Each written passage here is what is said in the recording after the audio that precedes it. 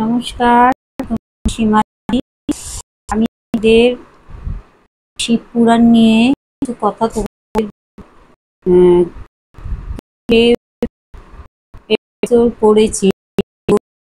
তারপরে একটু অসুস্থ হয়ে পড়েছিলাম, তাই করতে পারিনি। আর তোমাদের পার্ট 3 পর্যন্ত গেছি। শিবের অবতার কারা বা কজন? শিবের অবতার তোমার 19 জনের কথা আমি তোমাদের প্রত্যেকটা পার্টেই বলেছি। এবার পার্ট 4-এ যাব, তবু তোমাদের 19 জনের কথা আমি আর একটু বলছি। পিপ্পলাদ, নন্দী, বীরভদ্র, কালভৈরব, সরব, গৃহপতি, দুর্বাসা, অশ্বত্থামা, ঋষি, জ্যোতিনাথ, হনুমান, সুরধর, কিরাত, ব্রহ্মচারী, সুরানর্তক, যজ্ঞেশ্বর, অবধূত। আচ্ছা, এই 19 জন অবতারের মধ্যে আমি তোমাদের 3 জন অবতারের কথা বলেছিলাম, পিপ্পলা, নন্দী আর বীরভদ্র পর্যন্ত। আজকে তোমাদের আমি বলবো কালভৈরব সম্বন্ধে কিছু কথা। আমি কিছুদিন আসতে পারিনি, খুবই অসুস্থ ছিলাম, তা আজকে তোমাদের কালভৈরব সম্বন্ধে একটু বলবো। শিবের আরও একটা ভীষণ রূপ হলো ভৈরব বা কালভৈরব। আদিতে সৃষ্টিকর্তা ব্রহ্মার ছিল 5টা মাথা।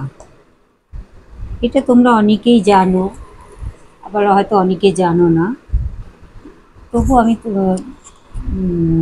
তোমাদের সঙ্গে একটু এটা গল্পই বলা চলে, গল্প করছি।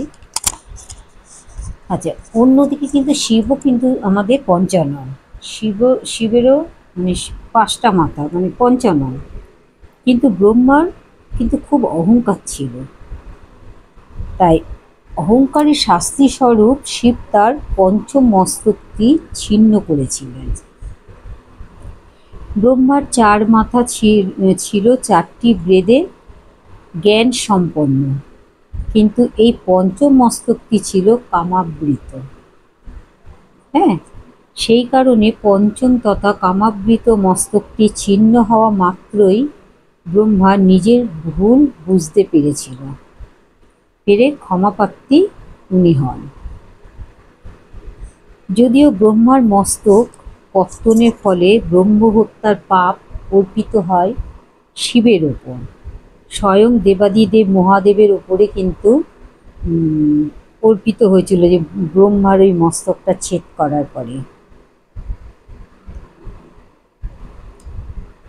এর ফলে ব্রহ্মা কপাল হাতে নিয়ে শিবকে এক দীর্ঘ সময় ভ্রাম্যমান অবস্থায় কাটাতে হয়।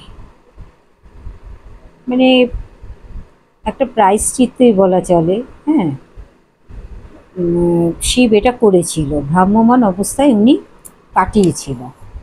শিব মানে ব্রহ্মার ওই মস্তক যখন ছেদ করেছিল, তখন ওই ছেদ একটা ব্রহ্মহত্যার তো একটা অভিশাপ বা থাকেই, সেই কারণে উনি ওই হাতের মধ্যে নিয়ে একটা ভ্রাম্যমান অবস্থায় উনি দীর্ঘ সময় কাটান।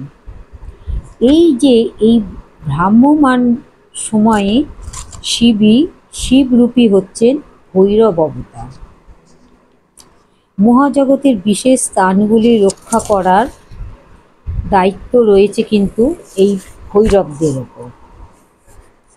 হ্যাঁ, ভৈরবের মোট আবার সংখ্যা তোমার আছে 64টি, এবং এই 64 জন ভৈরব আবার 8টি শ্রেণীতে বিভক্ত।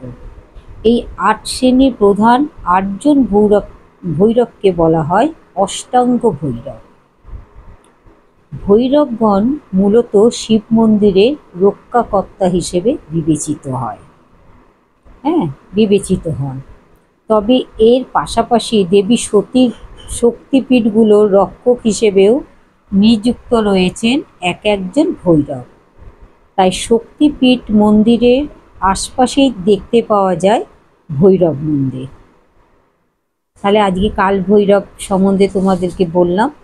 আবার আগামী দিনে পঞ্চমে যাব, সরব। হ্যাঁ, আজকে তাহলে এই পর্যন্ত।